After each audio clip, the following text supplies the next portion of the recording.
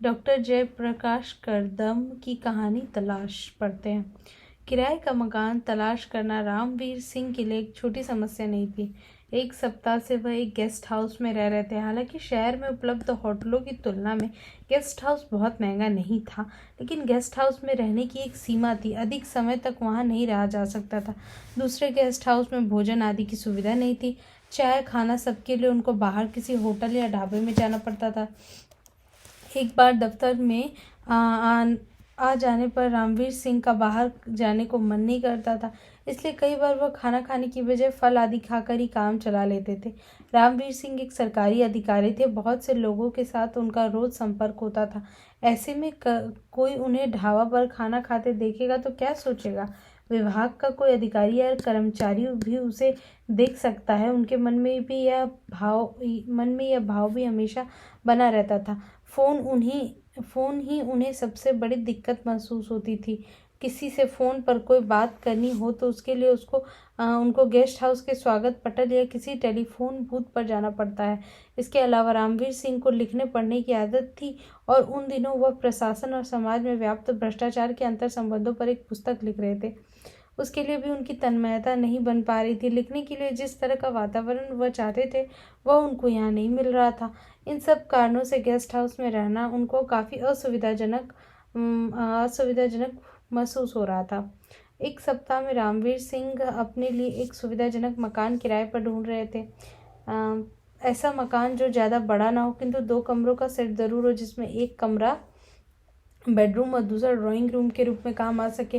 और सबसे बड़ी बात यह है कि मकान में किसी तरह का शोर या डिस्टर्बेंस ना हो, ताकि उनका लिखना पढ़ना निर्बाध चल सके। कई मकान उनको पसंद नहीं आए थे और जो 1-2 पसंद आए थे उनके मकान मालिकों ने ऐसी शर्त रख दी जो उनकी स्वीकार्य नहीं थी। दूसरे शहरों की तरह एक शहर भी जातिवाद से मुक्त नहीं था। जातीय भेदभाव और छुआछूत को वो इस एक सप्ताह के भीतर अच्छी तरह देख चुके थे। हालांकि जातीय घृणा और छुआछूत का व्यवहार दलितों के साथ होता था, पर वह भी दलित थे, लेकिन उसके साथ ऐसा कोई व्यवहार अभी तक नहीं हुआ था। उसका एक बड़ा कारण यह भी था कि उनके नाम से उनकी जाति की कोई गंध नहीं निकलती थी, जिससे यह पता चलता था कि वह दलित है। दूसरा, वह उच्च शिक्षित अधिकारी थे। उनके रहन सहन और खान पान का परिष्कृत ढंग था। तीसरा, वह किसी बस्ती या कॉलोनी में न रहकर अभी तक गेस्ट हाउस में रह रहे थे। रामवीर सिंह ने जो भी मकान अभी तक देखे थे, संयोग या असंयोग से वे सब ब्राह्मण या बनियों के थे और मकान मालिकों द्वारा रखी गई शर्तों में अन्य शर्तों के अलावा यह कॉमन शर्त थी कि मकान में मांस, मछली और अंडा आदि कुछ भी नहीं पकाया जाएगा और ना ही खाया जाएगा। रामवीर सिंह अंडा मांस खाने के आदी थे। उनका लगभग प्रत्येक संडे मटन डे होता था, इसलिए मकान मालिकों की अंडा मांस नहीं खाने की शर्त उनको असुविधाजनक लगती थी। वह इस शर्त को स्वीकार नहीं करते थे, लेकिन गेस्ट हाउस को खाली करने का समय आ गया था, इसलिए उन्होंने अपने आप को समझौता कर यह निश्चय कर लिया कि वह अंडा मांस नहीं खाने की शर्त को मान लेंगे और जो भी ठीक ठाक सा मकान मिल जाएगा उसमें शिफ्ट कर जाएंगे। शाम को दफ्तर से निकलकर वह दफ्तर के एक साथी के साथ एक मकान देखने गए। मकान किसी गुप्ता का था। मकान 2 मंजिला था। नीचे के हिस्से में, जो काफी बड़ा था, गुप्ता का अपना परिवार रहता था।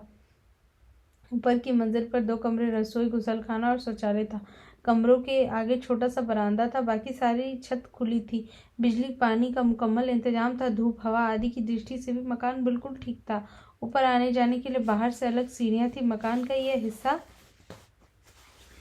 किराए पर उठाने के लिए बनवाया गया था और शांत और सहज रूप से रहने के लिए सर्वथा उपयुक्त था। रामवीर सिंह द्वारा अब तक देखे गए सारे मकानों में यह मकान सबसे उपयुक्त था। उनको मकान पसंद आ गया। उन्होंने तुरंत हामी भर दी, मकान मुझे पसंद है। दूसरे मकान मालिकों की तरह गुप्ता ने भी यह बात पक्की करने से पहले रामवीर सिंह से उनके बारे में सामान्य जान लिया। आपका नाम क्या है? गुप्ता का पहला सवाल था। मुझे RV सिंह कहते, रामवीर सिंह ने जवाब दिया। आप कहाँ के रहने वाले? गुप्ता ने दूसरा सवाल किया। मैं बुलंदशहर जिले का रहने वाला राम सिंह साहब, आप क्या करते हैं? गुप्ता ने अगला सवाल किया। मैं व्यापार कर अधिकारी हूँ। रामवीर सिंह ने व्यापार कर का नाम सुनते ही गुप्ता का बात करने का ढंग बदल गया। पहले जहाँ वह मकान मालिक के दम के साथ बात कर रहा था, अब रामवीर सिंह को अदब से साहब संबोधित कर बहुत विनम्रता पूर्वक बातें करने लगा। मकान में आपको कोई तकलीफ नहीं होगी साहब, न किसी तरह का कोई डिस्टरबेंस होगा। यदि किसी चीज़ की कमी दिखाई देती है तो बता दें, मैं तुरंत पूरी करवा दूंगा। गुप्ता के हाव भाव और बातचीत के ढंग से रामवीर ने सहज ही भाप लिया कि गुप्ता क्यों साहब कहकर इतनी इज्जत दे रहा है। उन्होंने समझ लिया कि यह व्यापारी है, इसीलिए यह कर निर्धारण में लाभ पाने के लिए देर सवेर मदद करने को कहेगा, किंतु तब देखा जाएगा। यह सोचकर उन्होंने गुप्ता का मकान किराए पर लेने का मन बना लिया। कितना किराया होगा मकान का? रामवीर सिंह ने पूछा। किराए की क्या बात है साहब, आपका मकान है, आप ठाट से रहें, गुप्ता ने कहा।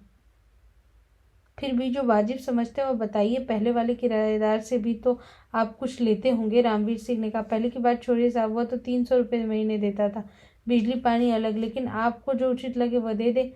पिछले किराएदार का हवाला देकर गुप्ता ने प्रकारांतर से किराया बता दिया। रामवीर सिंह को मकान का किराया कुछ ज्यादा लगा था, लेकिन उनको मकान लेना था और यह मकान उन्हें उपयुक्त लगा था, इसलिए उन्होंने गुप्ता द्वारा बताए गए किराए पर मकान लेने की सहमति दे दी। तब ठीक है, उतना ही किराया मैं भी दे दूंगा। गुप्ता के लिए इससे अच्छी और क्या बात हो सकती थी कि रामवीर सिंह उसके बताए किराए पर मकान लेने के लिए तैयार हो गए। वह तुरंत बोला, उसकी तो कोई बात ही नहीं है साहब, आप मकान आपके लिए है, आप जब चाहें इसमें शिफ्ट कर सकते हैं। आप बता देंगे किस दिन आपको शिफ्ट करना है तो मैं एक बार और इसकी ठीक से साफ सफाई करवा दूंगा आपको आपके आने से पहले। रामवीर सिंह भी देर करने की स्थिति में नहीं थे। उन्होंने गुप्ता से कह दिया, आप सब सफाई करवा दें, मैं कल ही शिफ्ट करूंगा। गुप्ता ने आश्वस्त किया, बहुत अच्छी बात है साहब, कल सुबह को ही इसकी सफाई हो जाएगी। आप जब भी आएंगे आपको मकान एकदम साफ मिलेगा। मकान तय हो गया। रामवीर सिंह ने राहत की सांस ली। तब ठीक है गुप्ता जी, अब हम चलते हैं, कल शाम को मैं अपना सामान लेकर आऊँगा, रामवीर सिंह ने कहा और सीढ़ियाँ उतरकर मकान के बाहर आ गए। उनका साथी और गुप्ता भी उनके पीछे पीछे सीढ़ियाँ उतर आए। अगले ही दिन रामवीर सिंह ने गेस्ट हाउस से अपना सामान उठाया और गुप्ता के साथ मकान में शिफ्ट कर गया। रामवीर सिंह यहाँ पर अकेले थे। उनका परिवार बुलंदशहर में रहता था और उनका दफ्तर 10 बजे लगता था। सुबह को अपना नाश्ता करके 9:30 बजे घर से निकल जाते थे और शाम को 6-7 बजे के बाद लौटते। वह सीधे सीढ़ियाँ उतरते और सीधे चढ़ जाते। गुप्ता के परिवार या आसपास या अन्य किसी के साथ बहुत ज़्यादा वास्ता वह नहीं रखते थे। आते जाते यदि गुप्ता से उनका आमना सामना हो जाता तो गुप्ता बहुत विनम्रता और अदब के साथ झुककर उनको नमस्ते करता और गर्मजोशी से पूछता, किसी प्रकार की कोई दिक्कत तो नहीं है साहब? कोई भी कमी या दिक्कत हो तो बताइएगा, आपको किसी प्रकार की असुविधा नहीं होनी चाहिए। रामवीर सिंह भी उतनी गर्मजोशी के साथ मुस्कुराकर उसकी नमस्ते का जवाब देते और कहते, नहीं, मैं बहुत मजे में हूँ, किसी तरह की कोई दिक्कत नहीं। घर से थोड़ी दूर ही सड़क के आखिरी छोर पर मंदिर था। रोज सुबह शाम वहाँ पूजा अर्चना करने वालों की भीड़ लगी रहती थी। हालांकि मोहल्ले के अधिकांश लोगों के घरों में छोटे छोटे मंदिर थे और उनमें अपने आराध्य देवी देवताओं की मूर्तियां रखकर उनके आगे धूप अगरबत्ती जलाकर वे उनकी पूजा करते थे। लेकिन मोहल्ले के मंदिर में भी वे नियमित रूप से जाते थे। मोहल्ले भर के स्त्री पुरुष मंदिर में पूजा प्रार्थना के लिए जाते थे। प्रतिदिन मंदिर जाना गुप्ता का भी नैमित्तिक धर्म था। आंधी तूफान भले ही टल जाए, गुप्ता का मंदिर जाना नहीं टलता था। मंदिर में पूजा करके तिलक लगवाए बिना उसके दिन की शुरुआत नहीं होती थी। गुप्ता के मकान में रामवीर सिंह एडजस्ट हो गए थे। दोपहर का खाना वह बाहर खाते थे, लेकिन सुबह का नाश्ता और शाम का खाना वह खुद बनाते थे। शुरू में कुछ दिन तक घर में झाड़ू लगाने और बर्तन धोने का काम उन्होंने खुद किया था, लेकिन इस बीच एक दो बार ये काम करते हुए अचानक साथी अधिकारियों के आ जाने पर उन्होंने शर्म का अनुभव किया। उनके साथियों ने भी उनको टोका कि कोई काम बारी लगा लो और उन्होंने घर में कूड़ा उठाने के लिए आने वाली सत्तों से कहकर रामबत्ती को बर्तन और घर की सफाई के लिए रख लिया था। गुप्ता जी की पत्नी को जल्द ही इस बात का पता चला कि रामवीर सिंह रामबत्ती से घर की सफाई करवाते। उसने तुरंत यह बात शिकायती स्वर में गुप्ता के कानों में डाली, सुनो जी, ये RVC सिंह रामबत्ती से घर की सफाई करवाता है। सुनकर गुप्ता को भी यह अच्छा नहीं लगी। उसे एकाएक इस बात पर यकीन नहीं हुआ। अपनी पत्नी से बोला, क्या कह रही हो तुम? भला एक सभ्य शिक्षित और अफसर आदमी रामबत्ती जैसी औरत से अपने घर की सफाई क्यों करवाएगा? लेकिन उसकी पत्नी ने अपनी बात को पुष्ट किया, मैं सही बात कह रही हूँ जी। पहले तो मुझे भी यकीन नहीं आया था इस बात पर, लेकिन मैं खुद रामबत्ती को सुबह शाम जीना चढ़कर ऊपर आते जाते देखा है और उससे पूछा है। उसने बताया कि वह सफाई का काम करती है। अपनी पत्नी के मुंह से यह बात सुनकर गुप्ता कुछ सोच में पड़ गया। गुप्ता को चुप देखकर उसकी पत्नी ने उसे टोका, देखो जी, चुप रहने का से काम नहीं चलेगा। आरवी सिंह से कह दो कि रामपति से सफाई करवाना बंद कर दे, हम अपने घर को। गुप्ता ने जैसे सोच विचार पूरा कर लिया तो उसने अपना मुंह खोला, लेकिन यह ठीक नहीं होगा। तो फिर गुप्ता की पत्नी ने प्रश्न सूचक दृष्टि से उसकी ओर देखा। आरवी सिंह एक अफसर है, उससे कई काम पड़ सकते हैं, इसलिए उसको इस तरह से कहने की बजाय दूसरे तरीके से हैंडल करना पड़ेगा। गुप्ता ने समझाने की कोशिश की। गुप्ता की पत्नी जैसे कुछ भी समझने के लिए तैयार नहीं थी। उसने उसी गुस्साए स्वर में कहा, अफसर है तो क्या हमारा धन बिगाड़ेगा वो? जरूरत पड़ने पर जिसके मुंह पर चांदी का जूता मारोगे वह भी काम कर देगा। फिर आरवी सिंह का मुंह हाथ में लेने की क्या जरूरत है? गुप्ता ने अपनी पत्नी को समझाना जारी रखा और बोला, मुंह हाथ में लेने की बात नहीं है। 2-4 दिन के लिए तुम अपना मुंह सी लो और किसी से इस बात का जिक्र मत करो। मैं इस बीच कोई ना कोई रास्ता निकाल लूंगा। हो सकता है कि खुद आरवी सिंह को रामबत्ती के बारे में पता चल जाए और वह उससे सफाई करवाना बंद कर दे। गुप्ता की इस बात में उसकी पत्नी को कुछ दम लगा या नहीं, किंतु वह गुप्ता की बात मानकर फिलहाल चुप हो गए। रामवीर सिंह ने महसूस किया कि खाना आदि बनाने में उनका बहुत सारा समय लग जाता है। उन्हें इस समय को बचाकर पुस्तक लिखने में लगाना चाहिए। मन में यही वे विचार कर उन्होंने किसी काम वाली से खाना बनवाने का निश्चय किया, लेकिन खाना बनाने वाली कहाँ से ढूंढे? कई दिन वह इस विषय में सोचते रहे। पहले उन्होंने सोचा गुप्ता से कह देता हूँ कि वह कोई इंतजाम करवा देगा, लेकिन तभी उनका ध्यान रामबत्ती पर गया और उन्होंने सोचा सफाई का काम तो वह करती ही है, क्यों ना खाना बनाने भी इससे ही बनवा लिया जाए। यदि रामबत्ती खाना बनाने को तैयार हो जाए तो फिर 2 काम वाली रखने की क्या जरूरत है? अलग से दूसरी काम वाली रखने की बजाय रामबत्ती को ही और थोड़े ज़्यादा पैसे दे दिए जाए तो क्या है, बुरा है? यह दोनों के लिए ठीक रहेगा। ये सोचकर उन्होंने रामबत्ती से बात की, रामबत्ती, क्या तुम मेरा खाना भी बना सकती हो? रामबत्ती को एक अतिरिक्त काम मिल रहा था। अपनी आर्थिक तंगी के चलते उसको पैसे की जरूरत भी थी। उसने तुरंत हाँ कर दी। मैं बना दूंगी साहब, तब कल से ही शुरू कर दो। उन्होंने रामबत्ती से कहा, ठीक है साहब, रामबत्ती ने कहा, और अगले दिन से रामवीर सिंह का खाना बनाना शुरू कर दिया। रामबत्ती से खाना बनवाते वे रामवीर सिंह को अभी 2 ही दिन हुए थे कि गुप्ता की पत्नी को इसका पता चल गया। उसने गुप्ता से कहा, देखो जी, अब पानी सर से के ऊपर से गुजरने लगा, अब बर्दाश्त नहीं होगा। गुप्ता सहसा अपनी पत्नी के गुस्से के कारण को नहीं समझ सका। उसने पूछा, लेकिन क्या बर्दाश्त नहीं होता, कुछ बताओ तो सही। गुप्ता की पत्नी पूरी तरह गुस्से में भरी थी।